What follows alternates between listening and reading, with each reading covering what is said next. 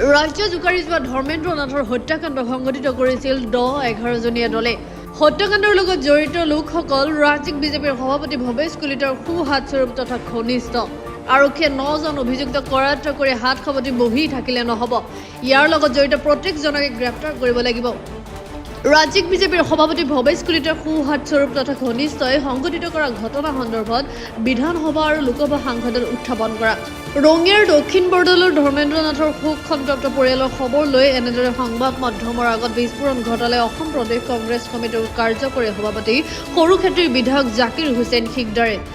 বৃহস্পতিবাৰে নিশা ৰঙিয়াত জাকিৰ হুছেইন সিকদাৰে দলীয় কাৰ্যকৰ্তাসকলৰ লগত ধৰ্মেন্দ্ৰ নাথৰ শোক সন্তপ্ত পৰিয়ালৰ সৈতে সমভাগী হয়। লগতে কংগ্ৰেছ দলে ধৰ্মেন্দ্ৰ নাথৰ ন্যায়ৰ বাবে যুঁজ দিব বুলি আশ্বাস দিয়ে। ইফালে এই হত্যাকাণ্ডত বিজেপিৰ নেতা তথা ভৱেশ কলিতাৰ ঘনিষ্ঠ হোৱাৰ বাবে ক্ষীপ্ৰ গতিৰ তদন্ত নোহোৱা বুলি ক্ষোভ উজাৰে। লগতে শিহৰণকাৰী হত্যাকাণ্ডটো কিদৰে সংঘটিত কৰিলে, কেনেদৰে পৰিকল্পনা কৰিলে, সংবাদ মাধ্যমৰ আগত বৰ্ণনা কৰিলে। দক্ষিণ বৰদলৰ ৰঙিয়াৰ ওচৰৰ গাঁৱৰ এজন সুঠাম যুৱক যোৱা 25 তাৰিখে নতুন বছৰ উপলক্ষে পথাৰত ভোজ খাবলৈ গৈছিল, খানা খাবলৈ গৈছিল আৰু একেখন পথাৰতে আৰু এদল যুৱক ৰঙিয়াৰ তেওঁলোকে খানা খাবলৈ গৈছিল। হঠাৎ কিবা এটা গাড়ীত লগাক লৈ এই ধৰ্মেন্দ্ৰ নাথক ৰঙিয়াৰ সেই যুৱকৰ দলটোৱে আক্ৰমণ কৰে। সেই আক্ৰমণৰ খবৰ পাই ধৰ্মেন্দ্ৰ নাথৰ লগত যোৱা আন যুৱকসকল আগবাঢ়ি আহে, তেওঁলোককো আক্ৰমণ কৰে। আক্ৰমণ কৰি এনেকুৱাভাৱে মাৰধৰ কৰে, যি মাৰধৰ কৰোঁতে হিমাংশু কাকতি আৰু অনুজময় কলিতা এই দুজনৰ লগতে আন প্ৰায় 10-11জনীয়া দল তেওঁলোকক মাৰপিট কৰা বুলি আজি এই ঘৰত আহি যিসকলে প্ৰত্যক্ষদৰ্শী তেওঁলোকৰ পৰা জানিব পাৰিলোঁ। আৰু 25 তাৰিখে ঘটনাটো হোৱাৰ পিছত যেতিয়া ঘৰৰ মানুহে গম পালে যে ধৰ্মেন্দ্ৰৰ লগত মাৰপিট হৈছে, সেই ঘৰলৈ উভতি অহা নাই, মাকে গৈ থানা পালেগৈ। থানাত যেতিয়া যাই দেখে যিসকল যুৱকে মাৰপিট কৰিছে সেই যুৱকসকলেও থানাত আছে। সেই যুৱকসকলে মাকক বহুত ভাবুকি দিয়ে, টকা পইচা বিচাৰে, গাড়ীৰ ক্ষতিপূৰণ বিচাৰে আৰু ভাবুকি দি মাকৰ পৰা 7,000 টকাও ফোনপে বা জিপেৰ যোগে তেওঁলোকে আদায় কৰে। আৰু মাকক আগত কৈছিল যে আপুনি টকা দিলে ল'ৰা ওলাই দিম। মাকে পুত্ৰৰ প্ৰতি মৰম স্নেহ, পুত্ৰক সোনকালে পোৱাৰ কাৰণে কি ঘটনা দিব লাগে নে নালাগে তাক নাচাই ল'ৰাক লাগে বুলি ভাবি লগে লগে 7,000 টকা আদায় দিয়ে। 7,000 টকা আদায় দিয়াৰ পিছত ল'ৰাক তেওঁলোকে নিদিয়ে আৰু কয় আপোনালোকে বিচাৰি লওক। তাৰপিছত বিচাৰ খোজাৰ কৰিলে ক'তো নাপায়। থানাত সিদিনা আৰু এজাহাৰ দিবলৈ তেওঁলোকে পৰিয়ালৰ লোকে এজাহাৰ দিবলৈ গৈছিল, এজাহাৰ থানাৰ পৰা লোৱা নাই। গোটেই ৰাতি যেতিয়া বিচাৰি নাপালে, পিছদিনা থানাত তেওঁলোকে গৈছে, গাঁৱৰ মানুহ গৈছে, তাৰপিছত এজাহাৰ লৈছে দুপৰীয়া। আৰু 25 তাৰিখ 26 তাৰিখ এজাহাৰ লৈছে। তাৰপিছত বিচাৰ খোজ কৰি যোৱা 30 তাৰিখে এটা পুখুৰীত ডেড বডি পাইছে। আৰু তাৰপিছত 25ৰ পৰা 30লৈ পুলিচৰ যি ভূমিকা হ'ব লাগে, প্ৰশাসনৰ যি ভূমিকা হ'ব লাগে, কোনো ভূমিকা তাত নাই। আৰু এইকাৰণেই ভূমিকা নাই, আজি মই ৰঙিয়াত আহিছোঁ, এই গাঁওখনত আহিছোঁ বা এইকেইদিন বিভিন্নজনৰ লগত কথা বাৰ্তা পাতিছোঁ, যিকেইজন ল'ৰাই মাৰপিট কৰিছে আৰু যিকেইজন আছামী আজিৰ তাৰিখত পুলিচৰ হাতত গ্ৰেপ্তাৰ হৈছে, গোটেইকেইজন ৰঙিয়া বিধানসভা সমষ্টিৰ বিধায়ক তথা বিজেপিৰ ৰাজ্যিক সভাপতিৰ সোঁহাত স্বৰূপ গোটেইকেইজন ল'ৰা। আৰু যাৰ কাৰণে পুলিচে ভয়তে নাইবা পুলিচক নিৰ্দেশ দিয়া গৈছে তেওঁলোকৰ ওপৰত কোনো ধৰণৰ ব্যৱস্থা গ্ৰহণ নকৰিব, তাৰ বাবে পুলিচে গ্ৰহণ নকৰিলে। যদি 25 তাৰিখেই মাকৰ কথা মতে পুলিচে ব্যৱস্থা ল'লেহেঁতেন, যদি 25 তাৰিখেই মাৰপিট কৰা ল'ৰাকেইজনক থানাত তেওঁলোকে গ্ৰেপ্তাৰ কৰি তেওঁলোকক সোধপোছ কৰিলেহেঁতেন, আজি ধৰ্মেন্দ্ৰ নাথ জীয়াই থাকিলেহেঁতেন। গতিকে ধৰ্মেন্দ্ৰ নাথৰ হত্যাকাৰীকেইজন ইতিমধ্যে পুলিচে গ্ৰেপ্তাৰ কৰিছে ৰাইজৰ হেঁচাত। এই গ্ৰেপ্তাৰ পুলিচে কৰা নাই এই ৰঙিয়া ৰাইজৰ হেঁচাত ধৰ্মেন্দ্ৰনাথৰ গাঁৱৰ ৰাইজৰ হেঁচাত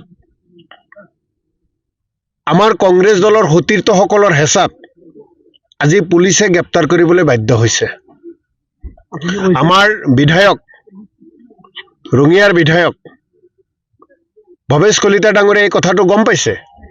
লগে লগে যদি তেওঁ ব্যৱস্থা ল'লেহেঁতেন লগে লগে যদি পুলিচক তেওঁ নিৰ্দেশ দিলেহেঁতেন যে কি ঘটনা আপোনালোকে তদন্ত কৰক ল'ৰাটো উলিয়াই আনক ক'ত আছে কি আছে তেনেহ'লেও আজিৰ তাৰিখত ধৰ্মেন্দ্ৰৰ মাতৃয়ে আজি পুত্ৰ হাৰা হৈ কি অৱস্থাত বিচনাত পৰি আছে এই অৱস্থা নহ'লহেঁতেন গতিকে আমি কৈছোঁ ধৰ্মেন্দ্ৰনাথৰ হত্যাকাৰীসকলক গ্ৰেপ্তাৰ কৰিছে আৰু এই গ্ৰেপ্তাৰ কৰা হত্যাকাৰীসকলৰ ফাঁচীৰ আমি দাবী কৰিছোঁ ভৱেশ কলিতা ডাঙৰীয়াই 10 লাখ টকা পৰিয়ালৰ ক্ষতিপূৰণ দিছে এই পৰিয়ালত মাত্ৰ এটাই ল'ৰা আৰু এজনী ছোৱালী ধৰ্মেন্দ্ৰনাথৰ দেউতাকে দিন হাজিৰা কৰে ল'ৰা ডাঙৰ দীঘল হৈছে মাক দেউতাকে ভাবিছিল যে ল'ৰাই কাম কাজ কৰিব পৰিয়ালক পোপাল দিব এতিয়া পৰিয়ালক পোপাল দিয়া সন্তানজন যেতিয়া কোনোবাই হত্যা কৰে সেই পৰিয়াললৈ কিমান অন্ধকাৰ নামি আহে এই কথা আমি সকলোৱে জানো মাত্ৰ 10 লাখ টকা ঘোষণা কৰাটো অত্যন্ত আমি হতাশ হৈছোঁ সেই ঘোষণাত এই পৰিয়াললৈ ভৱেশ কলিতা ডাঙৰীয়াৰ চৰকাৰক জৰিয়তে বা ভৱেশ কলিতা ডাঙৰীয়াই কি ধৰণে কৰিব নাজানো 1 কোটি টকা সাহায্য এই পৰিয়াললৈ দিব লাগে তাৰ দাবী আমি জনাইছোঁ কোনো কাৰণতে ধৰ্মেন্দ্ৰনাথৰ হত্যাকাৰীক যদি বিজেপি দলে বিজেপি চৰকাৰে ৰক্ষণাবেক্ষণ দিব বিচাৰে কোনো কাৰণতে মানি লোৱা নহয় আমি এইকেইদিন চাই আছোঁ পুলিচে কি ব্যৱস্থা লয় আৰক্ষীয়ে যদি ভাবিছে ৰঙিয়া আৰক্ষীয়ে যদি ভাবিছে যে ৰক্ষণাবেক্ষণ দিব তেওঁলোকে কিন্তু মূৰ্খামি কৰা হ'ব কাৰণ কংগ্ৰেছ দলে ইয়াক বিধানসভাত ইয়াত দিল্লীৰ সাংসদত ইয়াক লৈ আমি বিভিন্ন কথা বাৰ্তাবোৰ আলোচনা কৰিম আৰু অহা বিধানসভাত ইয়াক লৈ কথাবোৰ আমি উত্থাপন কৰিম ধৰ্মেন্দ্ৰনাথৰ হত্যাকাৰীৰ কি ধৰণে অগ্ৰগতি হ'ল কোনো কাৰণতে যাতে হত্যাকাৰী হাৰি যাব নোৱাৰে আৰু তেওঁলোকে কোনো কাৰণতে জামিন পাব নোৱাৰে কম দিনৰ ভিতৰত চাৰ্জশ্বিটত কোৰ্টত তেওঁলোকে জমা দিব লাগিব আজি আপোনালোকক এইখিনিতে ক'লো আমি কিছুদিন বাৰ চাই আছোঁ যদি কিছুদিনৰ ভিতৰত ধৰ্মেন্দ্ৰনাথৰ হত্যাকাৰীৰ উচিত বিচাৰ কৰি ধৰ্মেন্দ্ৰনাথৰ পৰিয়ালক ন্যায় নিদিয়ে এই চৰকাৰে ভৱেশ কলিতা ডাঙৰীয়াই উদ্যোগ লওক ভৱেশ কলিতা ডাঙৰীয়াই নেতৃত্ব লৈ হত্যাকাৰীসকলক ফাঁচি দিয়াৰ ব্যৱস্থা কৰক তাৰ কাৰণে ভৱেশ কলিতা ডাঙৰীয়াকো অনুৰোধ জনাইছোঁ পৰিয়ালৰ লগত কথা পাতিলোঁ ধৰ্মেন্দ্ৰনাথৰ লগত একেলগে খানা খোৱা এজন যুৱকৰ লগত এইমাত্ৰ কথা পাতিলোঁ আন দুজন যুৱকে আহি পৰিয়ালৰ লোকক অৱগত কৰিছে 10-11 জনী এটা দল একেলগে দলবদ্ধ হৈ তাক আক্ৰমণ কৰিছে এনেকুৱাভাৱে আক্ৰমণ কৰিছে ভাষা নাই এনেকুৱাভাৱে আক্ৰমণ কৰিছে গতিকে পৰিয়ালৰ লোকে যেতিয়া তেওঁলোকে জানিছে আৰু এই পৰিয়ালৰে ধৰ্মেন্দ্ৰনাথৰ এজন সম্পৰ্কীয় ভাতৃ তেওঁ লগত আছিল তেওঁ নিজে দেখিছে তেওঁকো মাৰপিট কৰিছে গতিকে 9 জনক গ্ৰেপ্তাৰ কৰি তেওঁলোকে কেৱল হাত সাৱটি বহি থাকিলে নহ'ব ইয়াৰ লগত জড়িত থকা প্ৰত্যেকজনকে গ্ৰেপ্তাৰ কৰিব লাগিব আৰু এই হত্যাকাৰীসকলক ৰক্ষণাবেক্ষণ দিব বিচৰা সকলকো গ্ৰেপ্তাৰ কৰিব লাগিব এই তদন্ত যদি ৰঙিয়া পুলিচে যদি ভাবিছে অসম আৰক্ষীয়ে যদি ভাবিছে ইয়াতে সমাপ্ত নহয় প্ৰত্যেকজনৰ মোবাইল আছে প্ৰত্যেকজনৰ মোবাইল নম্বৰ আছে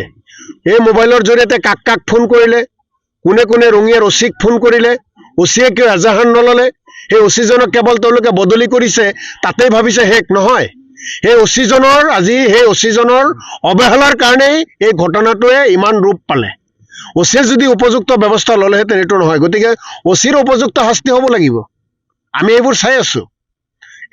আমি কেইটামান দিন অপেক্ষা কৰি আছোঁ যে অসম চৰকাৰে অসম পুলিচে কি ব্যৱস্থা লয় উচিত ব্যৱস্থা নল'লে কংগ্ৰেছে হাত সাৱটি নাথাকে এইকেইজন ডেকা ল'ৰাই কেৱল এই ধৰ্মেন্দ্ৰনাথকে হত্যা কৰা নাই বহু উদ্ভণ্ডলি কৰি থাকে ৰঙিয়াত বহু মানুহক তেওঁলোকে অত্যাচাৰ কৰি থাকে গতিকে এওঁলোকক কোনো কাৰণতে ৰেহাই দিয়া নহয় যদি পুলিচে ৰেহাই দিব বুলি ভাবিছে আমি কংগ্ৰেছ দলে কোনো কাৰণতে ৰেহাই দিব নিদিওঁ যি পদক্ষেপ ল'ব লাগে আমি ল'ম ৰঙিয়াৰ পৰা ইণ্টাৰজেলি ৰিপৰ্ট গ্লোবেল NE 24/7